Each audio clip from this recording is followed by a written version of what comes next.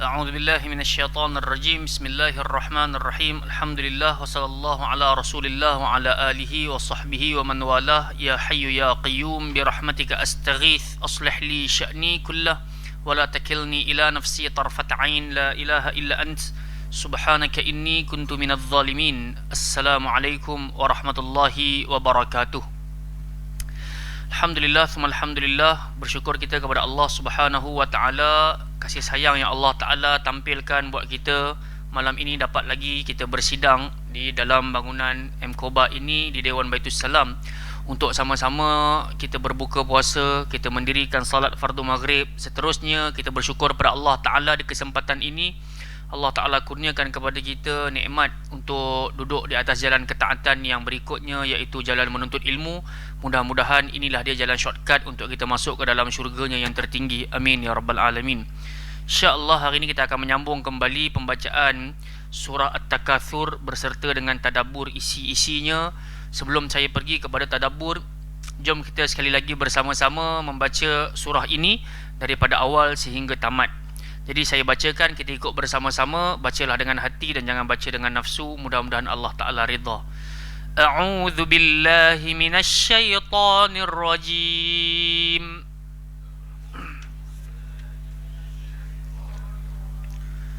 Bismillahirrahmanirrahim.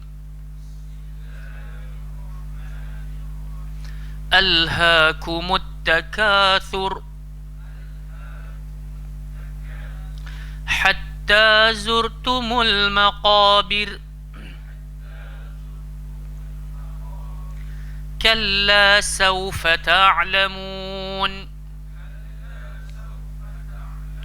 ثم كلا سوف تعلمون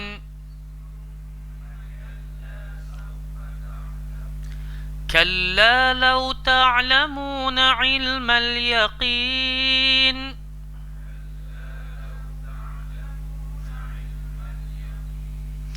لترون الجحيم ثم لترونها عين اليقين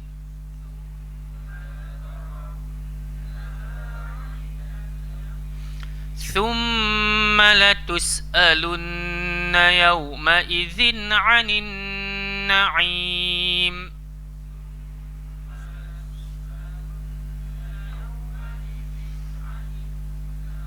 Abang Zul, ayat 1 sampai ayat 4.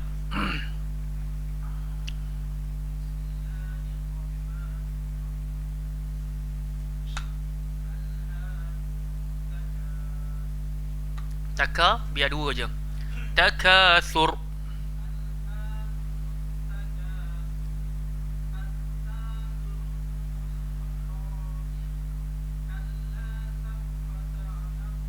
Ta lembut. Kalla sawfa ta'lamun.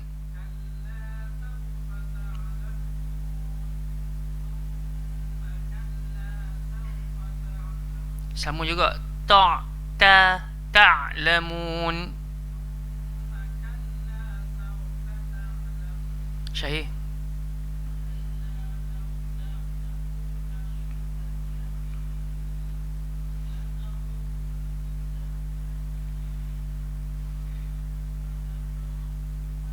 Dengung, jaga. Latarawunnaha.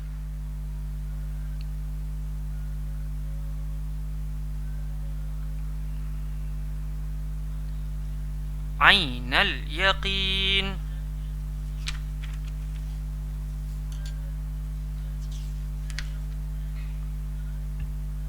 Kenapa tak jaga dengung? Wajibul ghunnah. Thumma latus'alunna yawma idzin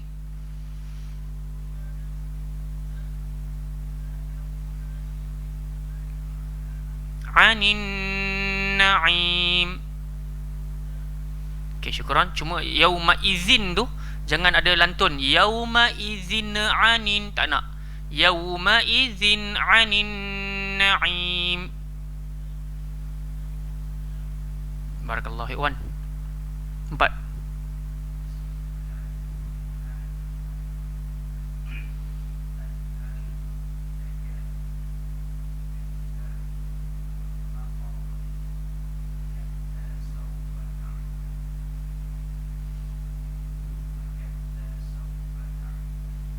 Baik.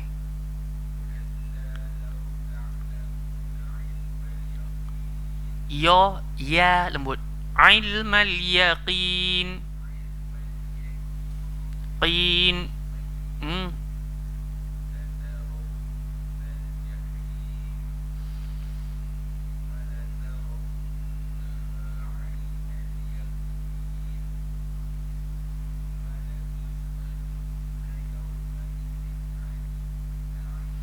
Hadir. Barakallahu fiik.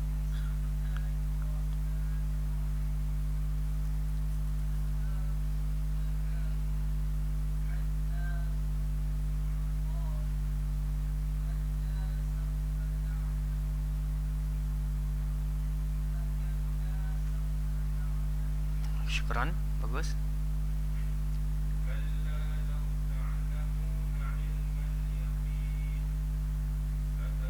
La tara.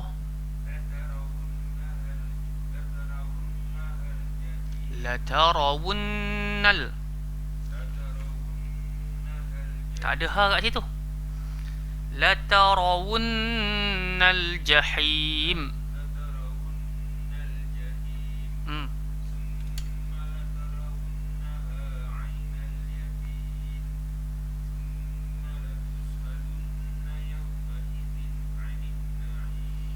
Belakang. Nama apa je? Ha? Syazlan, minta maaf. Asyik lupa. Barakallahu fiik.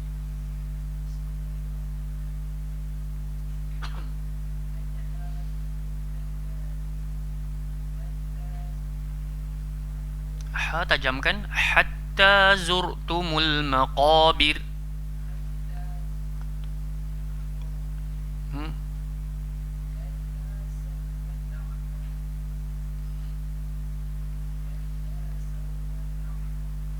Okay, syukran.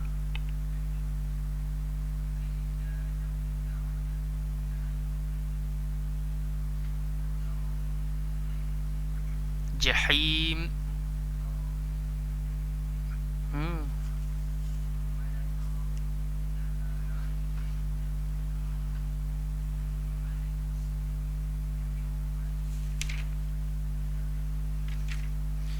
Syukran, barakallahu fiikum. Baik, kita terus kepada tadabburnya. Pada pertemuan yang lepas kita dah masuk pada ayat yang pertama, iaitu kemewahan telah pun melalaikan kalian. Alhaakumut takatsur, diikuti dengan dalil penguat yang disebutkan oleh baginda sallallahu alaihi wasallam. Yaqulul abdu mali innama lahu min malihi thalath ma akala fa afna aw labisa fa abla aw a'ta fa aqna wa ma siwa dhalika fa huwa dhahibun wa tarikuhu linnas. Nabi SAW nyatakan kepada kita, dalam diri kita ni kita tak putus-putus menyebut hartaku. Sampai-sampai Nabi sampaikan kepada kita, sesungguhnya harta kita ini hanya akan pergi ke arah tiga. Yang pertama, kalau kita buat makan, dia akan berlalu pergi. Kalau kita buat beli pakaian ataupun kita dapatkan pakaian, dia akan lusuh dan rosak. Tapi kalau kita memberi infak, dia akan kekal. Wa ma siwa dhalik, kalaulah tiga-tiga benda ni kita tak buat, kita ada duit, tak beli makan, tak beli baju, tak bagi sedekah, fahuwa dhahibun wa tarikuhu linnas. Harta tadi dia akan berlalu pergi dan diserahkan kepada manusia-manusia yang lainnya. Jadi kita risau harta tersebut tak bagi impact untuk kita di alam kubur kelak. Sebab itu Nabi sallallahu alaihi wasallam nyatakan pada kita, kalau kita masuk kubur, yang dapat bantu kita berapa amalan? 3. Yang pertama, sedekah jariyah, terus menerus berkenaan dengan harta. So janganlah hari ini kita memiliki harta tersebut buat kita jauh daripada jalan Allah, sampai-sampai kita tak ambil pot. Kalau kita masuk dekat dalam kubur nanti, macam mana kehidupan kita? Padahal Nabi bagi tahu, idza mata ibnu adam inqata amaluhu illa min thalath, mati saja anak Adam terputus amalannya kecuali 3. First kali Nabi sebut sedekah jariyah. Nombor 2, al-ilmu yuntafa' bihi, ilmu yang bermanfaat bagi dirinya. Mudah-mudahan malam ini pertemuan kita menghasilkan ilmu yang bermanfaat. Amin. Dan yang ketiga, wal waladus salih yad'u lahu, seorang anak yang saleh yang mendoakan ibu dan ayahnya. Jadi dalam hidup ni kita kena faham satu hakikat, kejayaan kita bukanlah saat anak-anak kita tu kita nampak jadi doktor, jadi apa?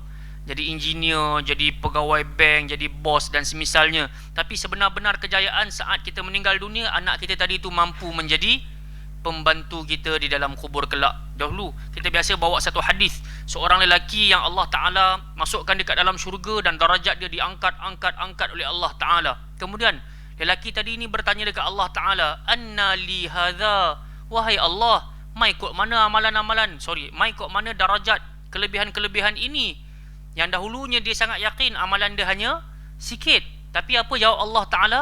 Bistighfar waladika laka, ataupun bistighfari waladuka laka. Hari ini darajat engkau diangkat-angkat oleh Allah Subhanahu wa Ta'ala, engkau diberikan itu dan ini, tak lain dan tak bukan disebabkan anakmu tak putus-putus berdoa kepadaku agar engkau diampunkan. Jadi begitulah kita hari ini. Kita belajar ilmu agama bukan untuk memperkeraskan diri. Sebahagian orang semakin dia tinggi ilmu agamanya, semakin jauh dengan ahli keluarganya. Tak betul. Sebahagian orang dia belajar ilmu agama, makin dia keras hati, dia sombong, dia bongkak. Tak betul.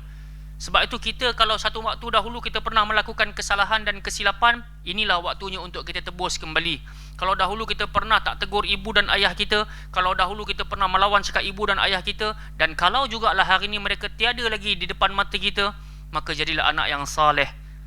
Doa puas-puas dekat Allah Subhanahu Wa Taala. Nak-nak pula selalu saya sebut, dalam ramai-ramai manusia, wajah-wajah kita Allah Ta'ala pilih satu, jemput masuk dalam bulan Ramadan. Masuk dalam bulan Ramadan itu pun dah besar nikmat dah. Tapi ramai juga orang yang terkeluar daripada Ramadan, thumman salakh falam yughfarlah, itu malangnya. Dia masuk tapi dikeluarkan dalam posisi apa? Tak diampunkan oleh Allah Ta'ala, malang. Jadi orang-orang ini pun sebenarnya dia dah dapat keistimewaan duduk dekat dalam Ramadan. Bahkan pula dalam Ramadan itu sendiri ada beberapa part yang memang Allah Ta'ala suka nak mendengar lantunan permohonan hamba-hambanya. Dan di antaranya adalah waktu malam. Dan di antara malam tersebut pula Allah Ta'ala bagi tahu lagi 10 malam terakhir. So dalam 10 malam terakhir pula tu ada pula waktu-waktu yang dipanggil sepertiga malam terakhir. Allah bagi supaya kita ni termotivasi dan senantiasa nak minta-minta.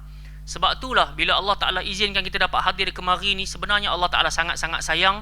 Sebab Allah nak kita ni semua dapat ilmu dan kita dapat sama-sama amalkan, mudah-mudahan. Baik, sekarang kita masuk ayat yang kedua.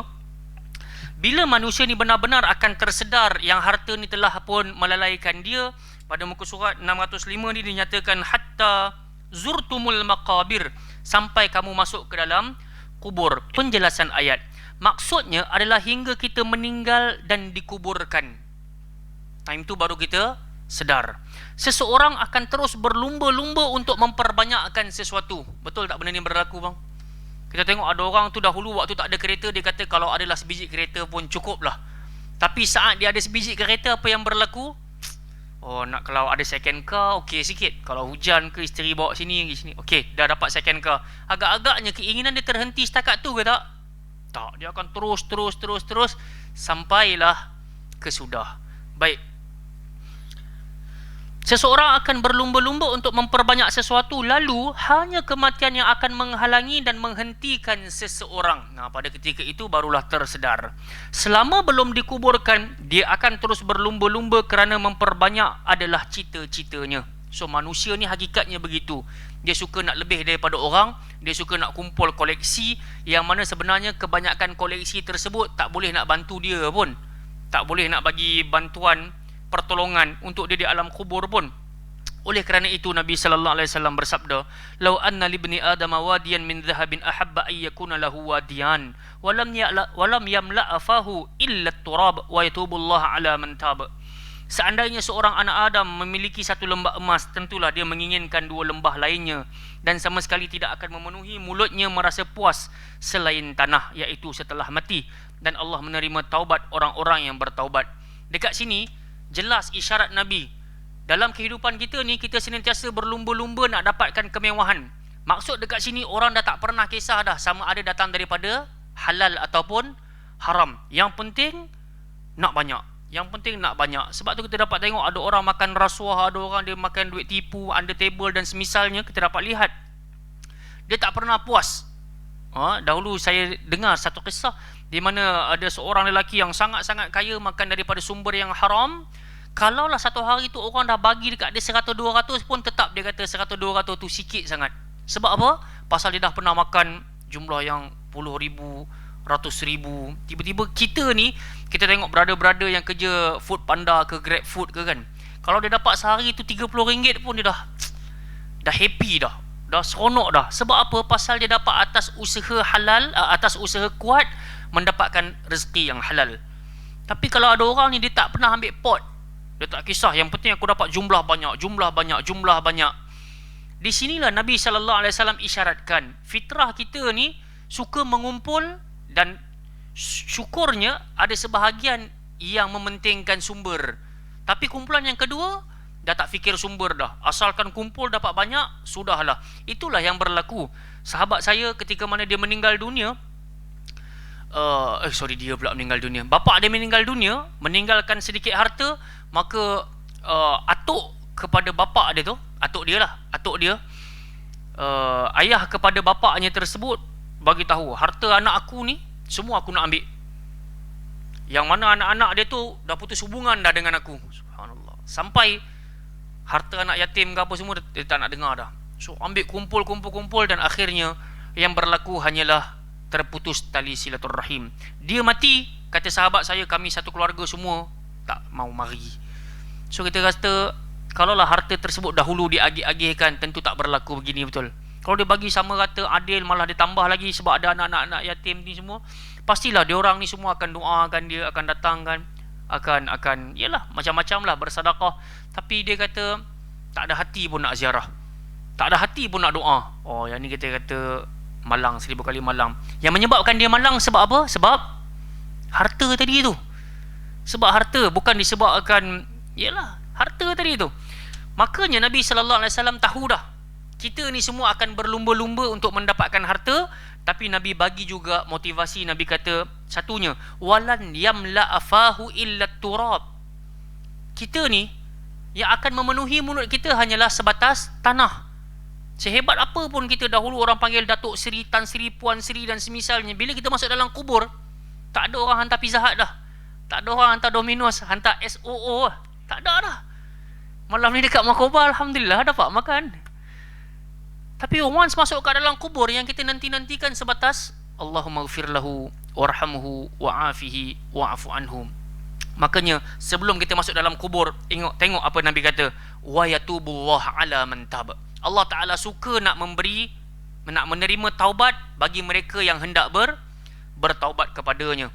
Sebab tu bila kita kata Allah jemput kita masuk dalam bulan Ramadan ini, sebenarnya yang Allah Ta'ala minta kita memperbanyakkan taubat.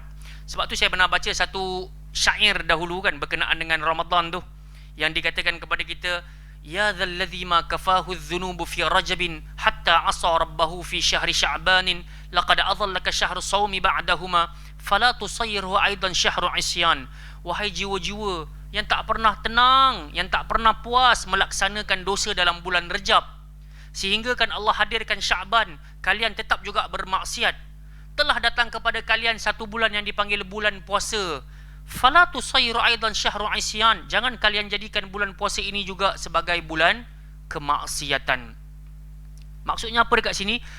Allah Subhanahu wa Ta'ala, bila Allah hadirkan kepada kita Ramadan, sebenarnya Allah Ta'ala nak kita jangan jadi semisal dalam Rejab, semisal dalam Sya'ban. Bulan Rejab bulan haram, bulan Sya'ban bulan Nabi memperbanyakkan amal ibadah, bulan Ramadan benar-benar Nabi all out dalam beribadah. Tapi masalah kita ni, walaupun iman kita tak sekuat, memanglah iman kita tak sekuat Nabi dan juga salafus salih, Allah Maha tahu hal tersebut. Sebab tu Allah hadiahkan Ramadan. Tapi ternyata ramai di kalangan kita yang merugi. Dia dah masuk dekat dalam Ramadan, dia tak tahu apa intipati Ramadan. Baik, kita lihat balik kepada ayat yang kedua, penjelasan ayat ini. Pada ayat ini Allah mengungkapkan kata menziarahi kuburan. Inilah dalil bahawa alam barzakh itu hanyalah sementara. Hatta zurtumul maqabir, sehingga kalian menziarahi kubur. Samalah macam mana Ramadan menziarahi kita. Bila mana Ramadan sampai, ada awalnya, pasti akan ada akhirnya. Begitulah hidup kita. Ada permulaan lahir keluar daripada rahim ibu kita, kemudian kita membesar, menjadi tua, sampai waktu kita akan sampai tarikh tamat kita, expired date kita, innalillah wa inna ilaihi raji'un. Kita akan kembali pada Allah Azza wa Jal. So Ramadan yang berbaki ini, Kita pun dah tahu dia punya tarikh tamat tempoh beberapa malam lagi, beberapa hari lagi. Kalau orang duduk dalam banduan akhir kan, penjara kan, dia ada satu konsep dia panggil banduan akhir kan. Maksudnya memang tak akan keluar lagi dah, hanya tunggu keadaan untuk hukum mati saja. Kita dapat tengok raut wajahnya, cara solatnya, cara ambil wuduknya, cara bercakapnya sangat berbeza dengan banduan bukan akhir. Sebab kita tengok kalau banduan bukan akhir ni kadang-kadang dia ada yang langsi lagi, dia ada yang gangster lagi yang dia nak. Tapi kalau banduan akhir ni kebanyakannya bila dia dah tahu dah dia punya tempoh tu lagi sebulan, lagi 2 minggu, lagi 1 minggu, lagi 2-3 hari, kita dapat lihat dia punya air muka tu sangat-sangat berubah dah, sebab benar-benar dia mengharapkan rahmat daripada Allah Subhanahu wa taala. Sedangkan kita tahu setiap malam dalam Ramadan di dalamnya ada rahmat. Setiap malam dalam Ramadan dalamnya ada pengampunan. Setiap malam dalam Ramadan ada apa dia satu lagi? Pelepasan daripada azab ataupun pelepasan daripada neraka Allah Subhanahu wa taala. Tapi itu yang kita sebut tadi, malang 1000 kali malang. Ramai di kalangan kita tak ambil cakna. Yang kita pedulikan hanyalah sebatas PKP, PKP, PKP, PKP. Betul, kita memang terasa hati tak boleh nak rentas daerah. Tapi siapa pula yang boleh bagi jaminan kita mampu merentas hari esok? Siapa pula boleh bagi jaminan confirm kita akan jumpa besok punya hari Ramadan ni? Tak ada. Sebab tu bila Allah Azza wa Jalla bagi kepada kita peluang ruang begini, istighfar sungguh-sungguh pada Allah Subhanahu wa taala. Saya ucapkan ini, semoga saya sendiri dapat beramal, dan saya ajak teman-teman sekalian supaya kita senantiasa bergantung harap pada bantuan Allah taala. Inilah dalil bahawa alam barzakh itu hanya sementara. Sementara itu ziarah hanyalah beberapa hari. Maksud ziarah itu sendiri pun kita tahu dia duduk kat satu tempat tu tak berapa lama. Betul tak? Kalau kita telefon kawan kita, Wan, ingat nak pergi rumah nak ziarah lah. Confirm Wan punya faham kalau ziarah paling-paling lama pun datang pagi tengah hari cabut dah. Datang tengah hari petang cabut dah. Tak ada orang kata aku nak mai ziarah hang ni nak duduk seminggu. Itu bukan nak ziarah, itu nak bermalam. Kan? Tapi Allah Azza wa Jal guna terms ziarah. Sebab tu dekat sini dikatakan setelah itu para penghuni kubur akan pulang ke tempat tinggalnya. Yang dua, sama ada syurga ataupun neraka. Itulah kediaman kekal abadi. Syurga, neraka. Kubur kekal abadi tak? Tak. Seseorang yang dikuburkan selama 100 tahun, 200 tahun, bahkan 2000 tahun lalu, jika dibandingkan dengan alam akhirat yang abadi, kuburnya hanya seperti ziarah baginya. Kan? Kalau Fir'aun ke Qarun ke daripada dulu dia mati tu kan, sampailah ke hari ini, sampai hari pembalasan hari kiamat dibangkitkan keseluruhan insan, maka bagi mereka itulah tempoh ziarah mereka. Dan kalau tiba-tiba ada orang hari ini dia mati, besok kiamat, itulah tempoh ziarah dia dalam alam kubur. Baik, kita pergi pada ayat yang ketiga. Kalla sawfa ta'lamun, sesekali tidak, kelak kamu akan mengetahui akibat perbuatanmu itu. Maksud dekat sini adalah Allah menegur mereka yang sibuk dengan dunia dan berlumba-lumba untuk saling memperbanyakkan sesuatu sehingga melalaikannya dari beribadah. Berapa ramai di kalangan kita yang sibuk kejar bonus, sibuk kejar upah, sibuk kejar kepada jualan, menyebabkan mereka tak mampu nak beribadah di malam harinya dalam bulan Ramadan ni. Perasan tak? Ada orang yang sibuk dengan perniagaannya, daripada pukul 3 petang tu dah sibuk pergi ke bazar, nak set up kedai dan semisalnya, gantung pakaian, gantung letak kuih-kuih dan semacamnya, sampai jam 4-5 pagi sat lagi. Berlaku tak benda ni? Baru ni saya lalu kat Jalan Tar, tak masuk lah. Memang lalu sahaja tu pun, subhanallah, dia punya jam tu tak sangka lah. Dan kita dapat lihat 10 malam terakhir ni Abang Zul, kita pergi masjid-masjid nak bagi ceramah, antara tarawih itu sendiri pun kita boleh nampak masih ada lagi ruang-ruang kosong, walaupun solat berjarak. Ni bukan semayang rapat-rapat ni. Kalau semayang rapat-rapat boleh lah kata ustaz yang lain dah keluar dah. Tak, memang kita buat 8 juga. Sekarang kat mana-mana pun saya pergi 4 tazkirah 4. Masa bagi tazkirah tu kita boleh nampak dekat belakang tu masih lagi ada ruang-ruang kosong. Jangan kata 8. Kalau 8 kita tahu dah orang cabut dah. Ini 4 tu, tak ada orang kat belakang. Tapi kalau kita pergi dekat bazar, kalau kita pergi dekat downtown, uptown, kita boleh nampak ramai sangat manusia berhimpun di sana. Baik, sebab tu kita kata tadi Allah Ta'ala tegur bagi mereka yang sibuk dengan dunia dan berlumba-lumba untuk saling memperbanyak sesuatu sehingga melalaikannya dari beribadah. Jujurnya lah, tahun ni punya raya kan, ada feel tak? Mahathir? Ke dia rasa macam nak pergi beli baju kan, cari kasut Doc Mart ke, Red Wing ke? Ada tak? Tak ada. Dia tak feel. Tapi saya nak tanya satu soalan, tetap tak ada manusia yang cari benda-benda tu? Ada. Benar, benda tu memang berlaku. Dan kita sendiri pun dapat lihat lah, subhanallah. Cari benda-benda tersebut bukanlah sebuah kezaliman, bukanlah sebuah benda yang menampakkan kufur nikmat, la.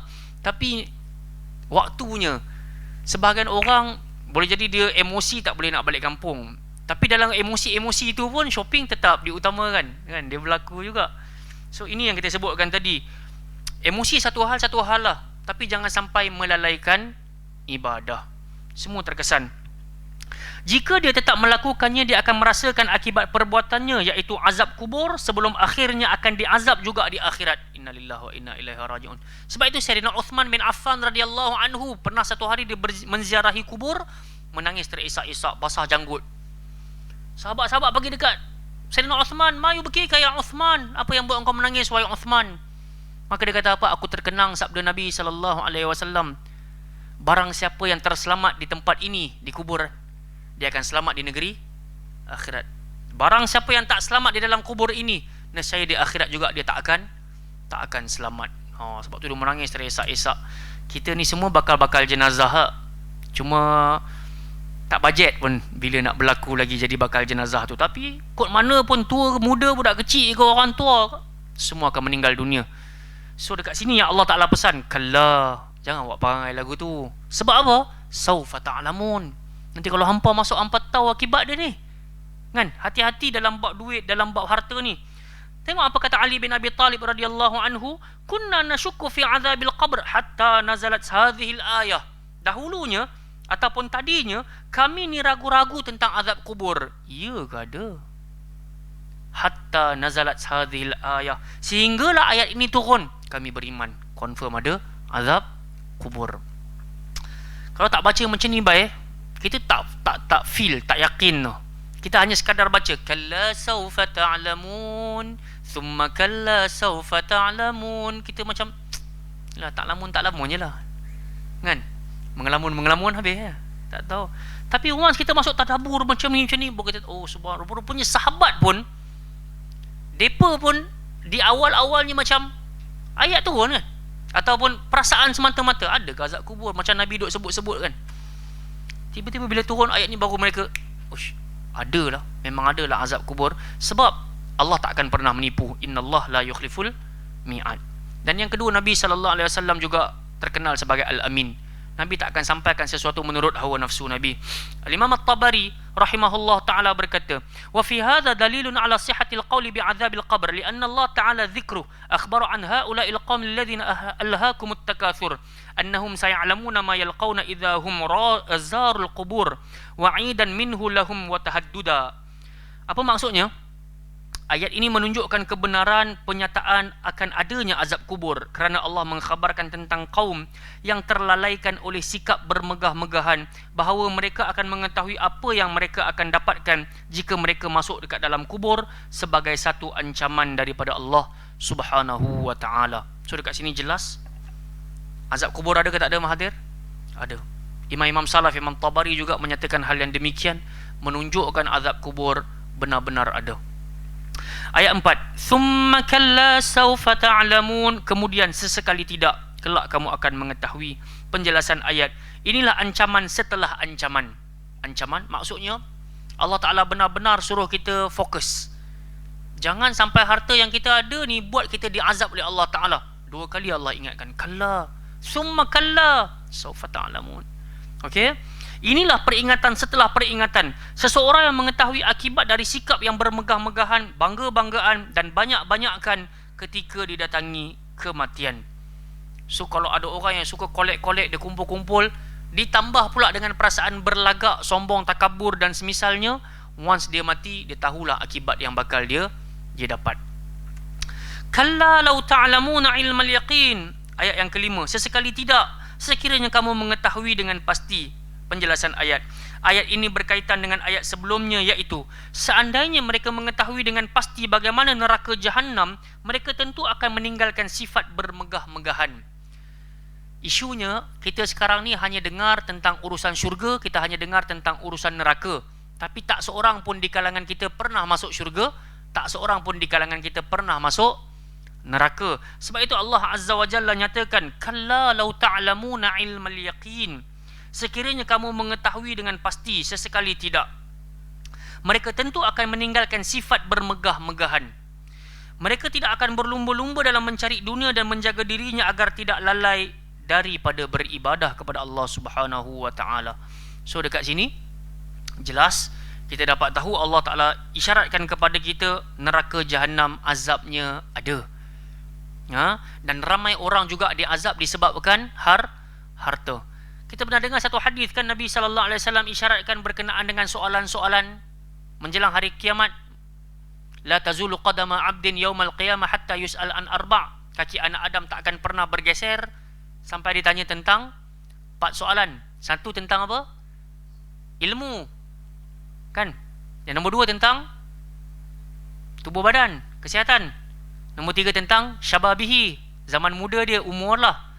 Dan yang keempat, wa'an malihi, tentang harta, mal. Min aina iktasabah wa fima anfaqah. Betul? Dari mana dia dapat?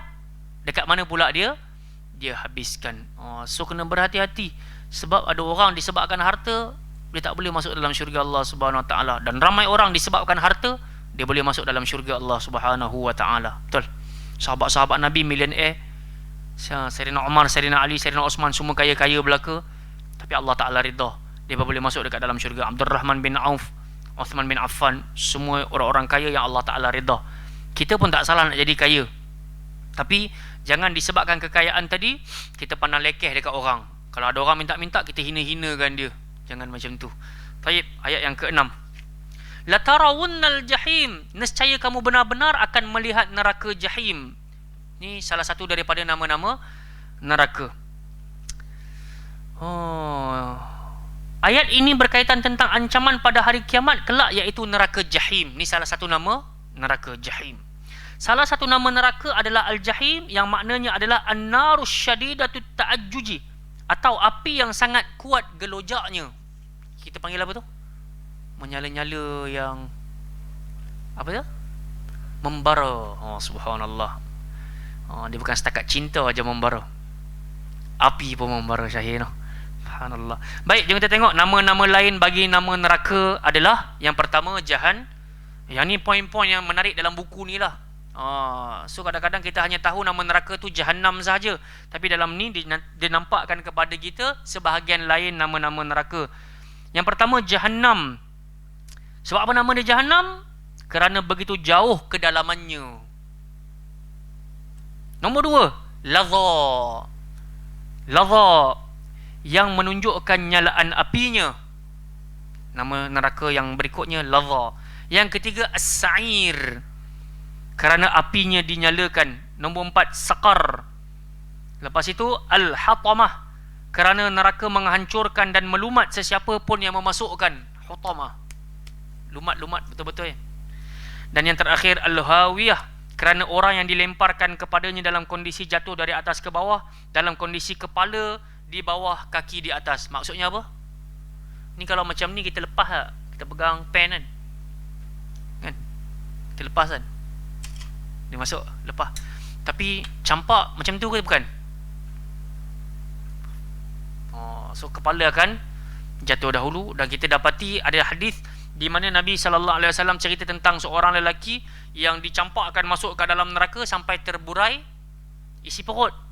Dan tali isi perut tadi itu mengikat badannya, tak ubah seperti keldai yang mengelilingi perigi ataupun kincir air, ataupun mesin buat padi itu kan. Pusing kan. Apa yang berlaku? Fajtama'u alaihin nas, ataupun fajtama'u alaihi ahlin nar. Ahli-ahli neraka pakat berkumpul dekat lelaki tadi ni. Kemudian ahli neraka bersembang dengan dia. Ahli neraka tanya apa dekat dia? Alam takun ta'muru bil ma'ruf wa tanha 'anil munkar? Bukankah waktu hang hidup dulu hang tak puas-puas bagi tahu kat kami, buatlah benda baik, tinggalkanlah benda mungkar? Kan? So lelaki tadi jawab apa? Bala, akulah orang tu. Kuntu amru bil ma'ruf wa lam atih. Akulah orang yang suruh buat benda baik, tapi aku sendiri pun tak buat. Wa anha 'anil munkar wa atih, dan aku halang orang jangan buat kemungkaran, tapi aku sendiri yang buat. Padam. Okey. Jadi dekat sini isyaratnya ayat ini bukan semata-mata untuk pendakwah.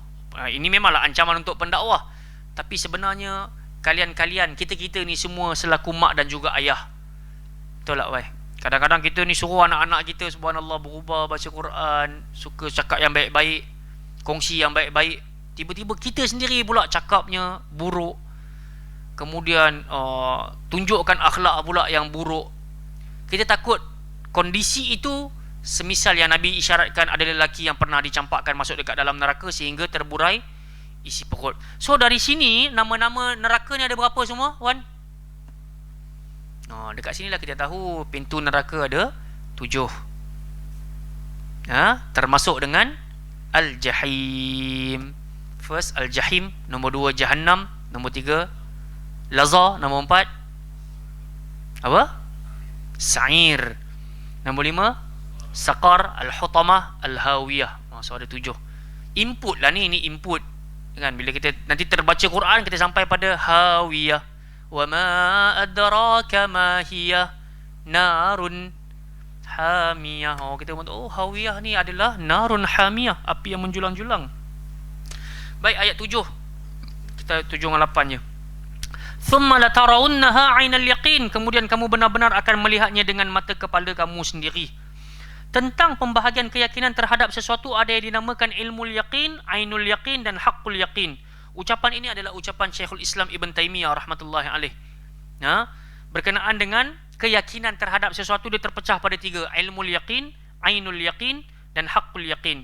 Ilmul yaqin adalah seseorang mengetahui sesuatu dengan penuh keyakinan namun hanya berupa berita dan belum melihatnya secara langsung. Ni contoh dekat sini dia kata kota Mekah dan Kaabah.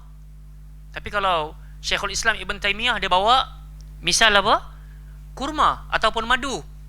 Ada orang dia hanya tahu madu tu manis tapi dia tak pernah rasa. Itu dipanggil ilmul yaqin. Kemudian yang kedua ainul yaqin.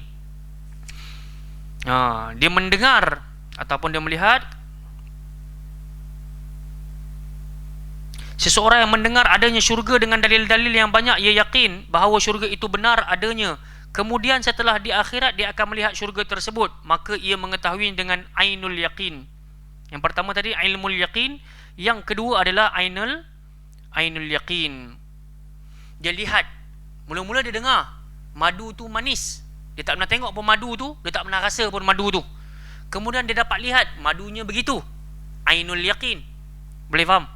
Tapi dia tak rasa lagi. Once dia dah rasa madu tu manis, barulah sampai kepada martabat haqqul yaqin. Okey, jelas. Kita pergi ayat yang terakhir.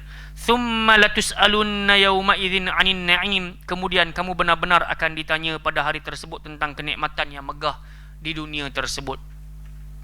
Apa sahaja bentuk nikmat kita, Allah Ta'ala akan tanya. Kita makan nasi minyak tadi, Allah Ta'ala tanya. Semua Allah Ta'ala akan tanya. Dia terlalu banyak kisah dekat sini, kita nak ceritakan, tapi nak bagi tahu semua benda Allah Ta'ala akan persoalkan. Bahkan Nabi sebut dalam hadis di sini, ni'matani maghbunun fihima kathirun minan nas, as-sihhatu wal faragh. Ada 2 nikmat manusia sering pandang remeh. Nikmat sihat dan juga nikmat masa lapang. So jaga kesihatan kita baik-baik, dapatkan sumber makanan yang baik-baik, jaga kesihatan, bersenam. Kalau tak mampu nak berlari, ada kawan-kawan yang jumpa saya, ustaz saya tak mampu nak skipping macam ustaz contoh. So saya kata, apa yang kita mampu buat? Lari boleh tak? Dia kata lari pun tak berapa nak boleh, badan berat, lutut sakit. So kita kata cuba kawal makan dan juga kalau boleh brisk walking lah, berjalan. Kalau berjalan pun tak boleh, nak buat macam mana Mazul? Apa yang boleh ialah gerak-gerak ke, goyang-goyang ke. Yang penting mudah-mudahan Allah Ta'ala bagi kesihatan. Sebab di antara nikmat paling besar dalam dunia ni nikmat kaya duit, betul tak? Tapi Nabi bagi tahu nikmat yang lebih nikmat daripada duit adalah nikmat sihat. Nikmat sihat. Sebab ramai orang banyak duit sekalipun dia tak boleh, tak boleh beli jiwa ke, tak boleh beli kesihatan ke kan, tak boleh. Baik, jom kita tutup dengan pelajaran berharga yang dipetik daripada surah At-Takatsur ini. Yang pertama, disunnahkan untuk menziarahi kubur. Boleh tak pergi kubur ziarah? Boleh. Kenapa kita kena ziarah kubur, Mahathir? Yang pertama, mengingat kematian. Nombor dua, Syahir, kenapa kena ziarah kubur? Melembutkan hati. Nombor tiga, menyebabkan hati yang keras, air mata yang dahulunya kering kembali bergenang dan juga mengalir. Kadang-kadang kita lama dah tak menangis, kita dah lama dah tak bergenang air mata. Lain kalau kita menangis pasal happy, lain dengan menangis disebabkan dapat hidayah. Betul tak? Kita tengok anak kita ambil scroll, dia panjat dapat ijazah ke, kita tengok kakak kita ke mak ayah kita dapat jawatan datuk datin ke, kita happy mak aku dapat datin, nangis. Dia punya happy tu contoh takkan pernah sama macam kita bermunajat di pertengahan malam. Nangis seorang-seorang tengah malam ni, sampai datang satu feel dia akan kata apa? Kalau aku mati sekarang pun tak apalah. Betul tak? Pernah rasa macam tu tak? Kita doa sungguh-sungguh menangis-nangis ni kan, minta ke Allah supaya diampunkan, diterima amalan kita ni. Dia punya happy tu sampai reda. Tuhan, kalau dijemput sekarang pun aku reda lah Tuhan. Punya. Tapi kalau kita happy dapat gaji, agak-agak boleh tak kata Alhamdulillah dapat gaji, kalau mati sekarang pun okey. Ada orang gitu?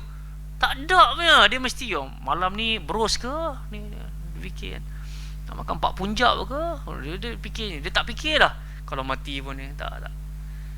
Sebab itu Nabi isyaratkan kita pergilah ziarah kubur. Duduk seorang-seorang nak bulan Ramadan ni, pergi. Memang tak ada anjuran, tapi pergi tengah bulan Ramadan, di waktu orang tengah sunyi kan, pergi waktu pagi lepas main subuh tu kan. Kat Langat, kalau saya nak keluar daripada Langat, ada 4 atau 5 kubur saya kena lalu. Bukanlah lalu tepi-tepi kubur tu, tapi tepi-tepi jalan lah. Pernah satu waktu tu balik daripada mana pagi, balik daripada kuliah subuh, ada satu kubur, dia punya pintu terbuka kan, tanah perkuburan. So kita masuk tu, baru masuk bagi salam je, dia punya meremang tu lain. Pasal waktu tu sunyi, tak ada orang. Biasa orang lepas subuh dia lena kan, hari Sabtu ke waktu Ramadan ni kan, tak ada orang. So bila kita pergi masuk tu, tengok angin bertiup kan, so rasa subhanallah, hari ni aku ada motor, aku ada kereta, tapi nanti satu hari aku masuk kat dalam ni tak bawa apa dah kata kan. Time tu kita akan menyesal, air mata dia bergenang, otak melayang-layang, fikir ni kalau aku mati ni, apa yang aku nak bawa masuk sat lagi kat dalam ni terfikir. Sebab tu yang saya isyaratkan, kalau ada ruang peluang, pergi ziarah kubur. Tapi jangan bawa kompang pula, jangan bawa lampu-lampu pula, so dia jadi benda lain pula gang. Taib. Nabi kata apa? Fazurul qubura fa innaha tudzakkirul maut. Pergilah ziarah kubur sebab dia akan ingatkan kematian. Baik, pelajaran kedua adalah keterkaitannya antara syahwat dan juga syubhat, iaitu celaan Allah terhadap orang-orang yang lalai. Dalam surah ini ditujukan kepada orang kafir yang berusaha menolak beriman terhadap adanya hari kebangkitan. So pelajarannya adalah keterkaitan antara syahwat dan juga syubhat. Hati-hati. Nak sesuatu, usaha kan, kita nak beli motor ke, nak beli kereta ke, jangan sampai jatuh ke lembah syubhat. Dah tak kisah dah halal ke haram ke, riba ke tak riba ke, satu macam je. Yang penting aku dapat benda ni, halal ke tidak halal ke. Contoh kan, ada orang dia syahwat, dia syubhat berkenaan dengan apa tu dulu yang simpanan kat bank-bank tu, ASB kan, macam-macam. Sekarang pun ada kripto lah, saham-saham ni semua. Kalau kita rasa syubhat, tinggalkan. Sebab apa? Famanittaqa syubhat faqad istabra li dinihi wa irdih. Barang siapa meninggalkan syubhat, dia telah membebaskan dirinya dan juga maruah dan juga agamanya. So dia lapang lah kat situ. Yang terakhir, yang ketiga, seseorang hendaklah selalu yakin bahawa seluruh hartanya akan diminta dipertanggungjawabkan di hadapan Allah Subhanahu wa ta'ala. Dengan demikian, ketika dia mengumpulkan harta dan menyalurkannya, dia siap untuk menjawab pertanyaan Allah pada hari kiamat. InsyaAllah. Jadi begitulah hadirin hadirat rahimakumullah, apa sahaja bentuk nikmat yang kita dapat dan kita salurkan, pasti akan ditanya oleh Allah Subhanahu Wa Taala. Satu je, kalau kita lihat ada orang diberi lebih oleh Allah Subhanahu Wa Taala, maka jangan cemburu. Sebab semakin banyak dia dapatkan kenikmatan, semakin banyak bentuk soalan dia akan dipertanyakan oleh Allah, dipertanggungjawabkan oleh Allah Subhanahu Wa Taala. Sebab tu Nabi ajar kepada kita satu sikap qanaah, senantiasa bersyukur dengan seluruh apa yang Allah Ta'ala kurniakan. Sebab makin kita bersyukur, makin Allah Ta'ala suka nak gandakan rezeki. Kita berhenti kat sini insya-Allah. Mudah-mudahan dapatlah pelajaran daripada tadabbur surah At-Takatsur ini. Makanya macam yang disebutkan oleh saudara Abu Talhah tadi, buku ini sangat bermanfaat. Dapatkan, kalau tidak untuk pembacaan diri sendiri, jadikan dia hadiah kepada orang-orang yang kita lihat ada potensi nak berubah. Kalau kita sangka kita ni, aku dah ada ilmu dah setakat juzuk amma ni, no problem lah kan. Kalau kita sangka macam tu, so kita tengok ada kawan-kawan kita yang ada potensi. Macam semalam saya duduk minum dengan beberapa teman yang datang dari Seremban, yang datang daripada mana apa semua kan. Geng-geng ni dia bukan rentas negeri saya saja, mereka memang betul-betul ada kerja kan. Mereka datang jumpa, mereka bagi tahu, ustaz ada satu orang ni subhanallah, dia nak lepas raya ni nak cuba masuk agama Islam apa benda semua kan. So orang-orang macam ni sepatutnya kita beli hatinya dengan agama, bukan beli hatinya semata-mata dengan harta. Nabi beli jiwa orang Badui dengan harta. Ketika mana ada orang Badui datang bertemu dengan Nabi SAW, Nabi nampakkan akhlak Nabi dengan akhlak yang baik. Kemudian Nabi tanya dekat kepala Badui tadi ni, engkau tahu tak tanah dekat lembah sana tu? So Badui tadi pun kata, oh tanah tu terkenal, banyaknya haiwan-haiwan, ada unta, ada kambing, ada apa semua.